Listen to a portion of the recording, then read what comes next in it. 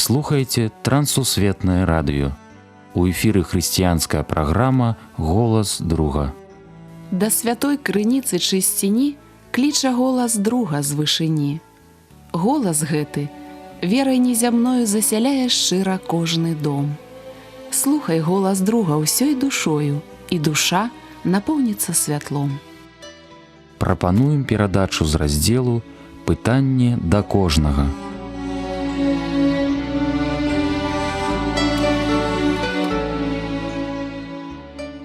Мір вам, паважаныя слухачы! Разам з вамі ў эфіры Сергей Брышцель. Тэма сённяшняй размовы мае назву «Што адбываецца, калі ён гаворыць?».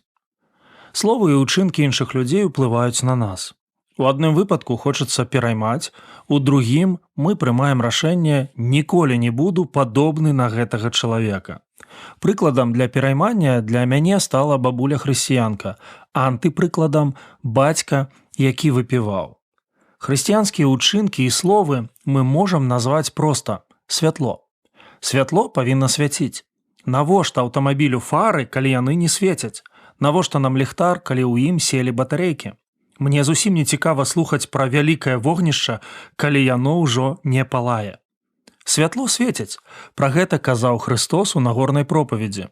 Людзі ўбачаць, параўнаюць ваша жыццё з тым, што вы кажаце і робіце, уславяць Айца Нябеснага, ну ці павернуцца да Яго і вас спіной.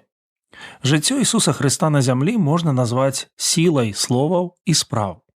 Адны слухалі, адчувалі Божую ласку, другія здзіўленне, нехта задумваўся, былі тыя, хто змаўкаў у сораме, знаходзіліся ахвотнікі Бога славіць, а таксама супраціўнікі пачутаму. Мы розныя, таму і фідбэк розны, але менавіта наш выбар і вызначае наш лёс. Наколькі словы Ісуса з Назарэта былі важныя для слухачоў тады і сёння? Спачатку варта сказаць, што Ісус быў носьбітам самых актуальных і універсальных словаў у гісторыі чалавецтва. Дзякуючы яму з'явілася хрысціянства. Ён кіраўнік царквы. Вось чаму да яго прыкаваны наш погляд. Што ж адбываецца, калі ён гаворыць? Для адказу на гэта пытанне давайце прачытаем Евангелие паводле Марка, 2 раздзел, вершы з 1 па 12. І праз некалькі дзён ён зноў увайшоў у Капернаум, і пачулі, што ён у доме. І адразу сабралася мноства, што нават пры дзвярах не маглі змясціцца. І ён гаварыў ім слова. І прыходзіць да яго спараліжаваным, якога неслі 4.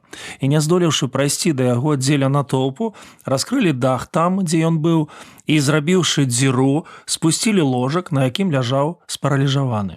І Ісус, убачыўшы веру іхнюю, кажа спараліжаванаму: «Дзіця, адпускаюцца грахі твае». Былі ж там некаторыя кніжнікі, якія сядзелі і разважалі ў сэрцах сваіх, што гэта ён кажа блюзнерства. Хто можа адпускаць грахі, калі не сам Бог? А Ісус адразу, пазнаўшы духам сваім, што яны гэтак думаюць, кажа ім: «Што вы гэтак разважаеце ў сэрцах вашых? Што лягчэй, сказаць спараліжаванаму: адпускаюцца твае грахі, ці сказаць: устань, вазьмі ложак твой і хадзі? Але каб вы ведалі, што Сын чалавечы мае ўладу на зямлі адпускаць грахі, кажа спараліжаванаму: табе кажу, устань, вазьмі ложак твой і ідзі ў дом твой». І той адразу ўстаў і, узяўшы ложак, выйшаў перад усімі, так што ўсе дзівіліся і славілі Бога, кажучы: «Мы такога ніколі не бачылі». З першых вершаў мы даведаліся, што Ісус у горадзе, у доме, і гаворыць слова. Ісус у горадзе. Гэта быў горад Капернаум. Тады там жыло каля 1000 чалавек. Рыбацкі гандлёвы цэнтр са сваёй мытняй. У ім знаходзіўся полк рымскіх салдат, якім камандаваў сотнік. Капернаум лічылі горадам для іншаверцаў. Новы запавет называе Капернаум горадам Ісуса. Дарэчы, менавіта ён быў пракляты збаўцам. Тады пачаў ён дакараць гарады, у якіх найбольш сталася цудаў ягоных, за тое, што яны не навярнуліся. І ты, Капернаум, які да неба ўзнёсся, у пекла скінуты будзеш, бо калі б у Садоме сталіся цуды, якія былі стаўшыся ў табе, ён застаўся б да гэтага дня. Аднак кажу вам, што зямлі садомскай лягчэй будзе ў дзень суду, чым табе. Ісус глядзіць глобальна. І што бачыць? Ганарлівасць людзей, іх абыякавасць да слоў, спраў і цудаў настаўніка. А чым жыве наш з вамі горад? Ці ёсць яму справа да хрысціянскіх каштоўнасцяў? Ці ёсць на яго вуліцах, у дварах, дамах і кватэрах месца для Бога? У адным са сваіх місіянерскіх падарожжаў Павел прапаведаваў у горадзе Афіны. Ведаеце, пра што ён сведчыў афінянам? Бог у вашым горадзе. І гэта датычыцца не толькі жыхароў Афінаў, але і жыхароў іншых месцаў. Вось пасланне. Ён недалёка ад кожнага з нас. Дзеі 17 раздзел. Апосталы не пачулі. І ён вымушаны быў пакінуць гэта месца. Толькі некалькі чалавек паверыла. Гэта не штосьці новае, а я пытаю сябе, чым я магу дапамагчы свайму гораду. Ёсць адказ. Знайсці тых, каму важна чуць і пачуць Ісуса. Шмат хто з такіх людзей апынуўся ў доме горада Капернаума. І Ісус у доме. Жыццё ў Палестыне насіла грамадскі характар. Раніцай дзверы дома адчыняліся, і кожны мог наведаць яго. Дзверы былі зачыненыя толькі ў тым выпадку, калі чалавек прагнуў адзіноты. Таму адчыненыя дзверы – запрашэнне. Ісус у доме. Дзверы адчыненыя. Няма месца. Гучыць пропаведзь. Пра што? Не пра палітыку, не пра эканамічны стан і несправядлівасць рымлянаў. Выпадак з паралізаваным чалавекам паказвае нам сутнасць паслання Ісуса. Марк малюе карціну. Да дома, дзе знаходзіўся Ісус, ідуць чацвёра. Яны нясуць на насілках хворага, свайго сябра. Ніякіх імёнаў, ніякага анамнезу. Не ведаем мы і гісторыі з'яўлення веры сяброў і паралізаванага. На мерапрыемства яны спазніліся. Ужо шмат людзей, усе месцы заняты. Што рабіць? У той час дах жылых дамоў эксплуатаваўся. На дах вялі ўсходы. У сяброў з'явілася ідэя падняць хворага, раскапаць дах і спусціць яго да настаўніка. Дах накрывалі плоскімі бэлькамі на адлегласці 1 метр. Прастора запоўнена вязкамі галля, глінай, пяском. Пракапаць, а потым парамантаваць было проста. І Ісус гаворыць. І тут зверху спускаюць чалавека. Мы б сёння сказалі, і Ісусу спатрэбілася гнуткасць. Насамрэч, ён быў гатовы да такога павароту падзей. Пазней паралізаваны чалавек стане ілюстрацыяй да пропаведзі. Мы шукаем фізычнага здароўя, аднак сапраўдную патрэбу маем у духоўным. Цікава, што Марк апісвае аўдыторыю Ісуса як аўдыторыю маўклівых людзей. Удзельнікі нічога не кажуць, ні слова, гаворыць толькі ён. Дарэчы, Ісус гаворыць і сёння. Прыгадайце словы з Евангеля «Сейбец слова сее». А таксама ў адкрыцці вобраз Господа, які стукае ў дзверы нашага сэрца, стаю ля дзвярэй і стукаю. Часам гэта гучны голас, ад якога калоціцца сэрца, а часам шэпт. Што ж адбываецца, калі ён гаворыць? Першае. Скануецца наша сэрца. З гэтай гісторыі нам зразумела, ён ведае сэрца і ведае думкі. Господ бачыць веру сяброў і веру спараліжаванага. Господ чытае думкі кніжнікаў, якія прыйшлі пракантраляваць яго, а зараз сядзяць і асуджаюць. Ён добра ведаў матывы кожнага, хто знаходзіўся ў гэтым памяшканні.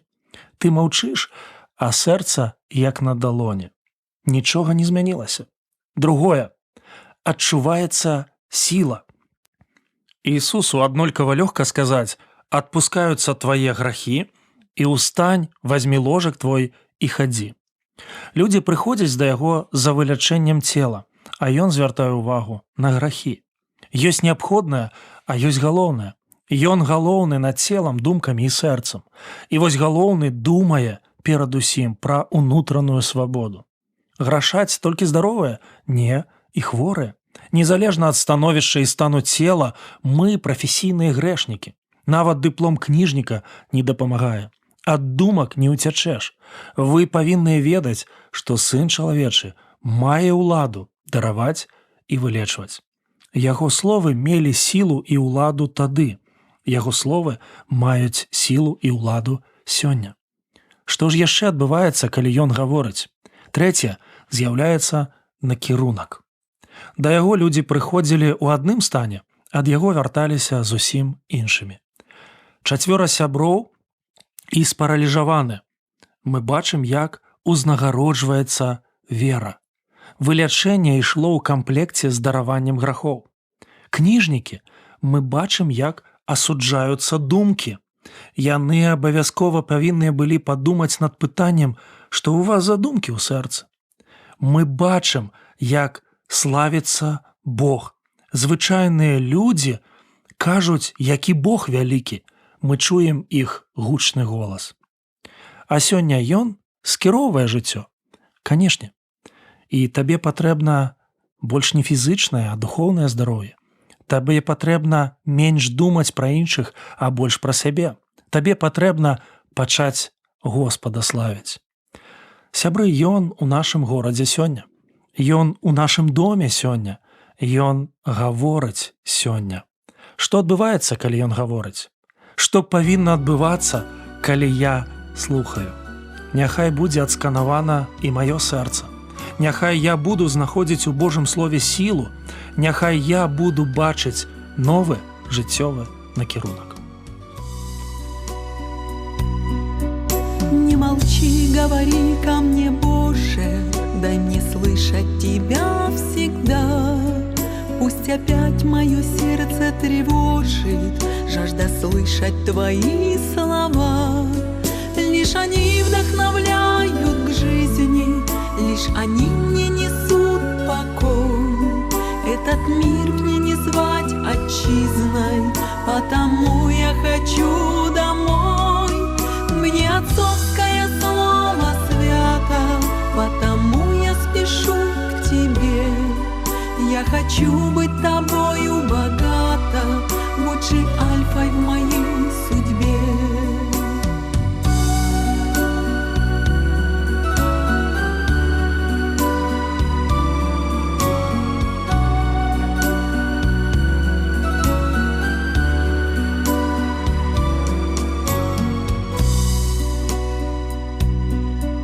Не молчи никогда, мой Боже, говори ко мне лично сам.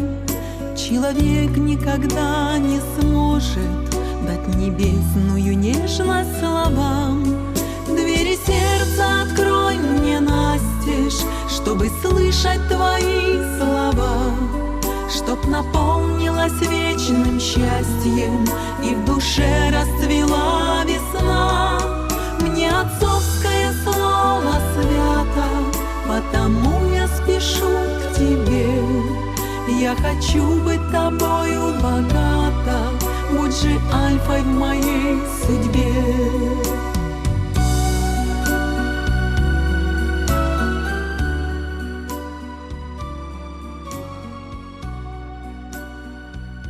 На гэтым наша сённяшняя перадача завершана. З вами быў Сяргей Брышцель. Як і заўсёды, чакаем вашых пісем і водгукаў аб нашых перадачах. Пішыце, калі ласка, на адрас: праграма «Голас друга», паштовая скрынка 45, індекс 224020, горад Брэст 20, Беларусь. Да новых сустрэч на хвалях Трансусветнага радыё. Усяго добрага. Беражы вас Бог. Двери сердца открой мне настежь, чтобы слышать Твои слова, чтоб наполнилась вечным счастьем и в душе расцвела весна. Мне отцовское слово свято, потому я спешу к Тебе. Я хочу быть Тобою богата, будь же альфой в моей судьбе. Я хочу быть Тобою богата, будь же альфой в моей судьбе.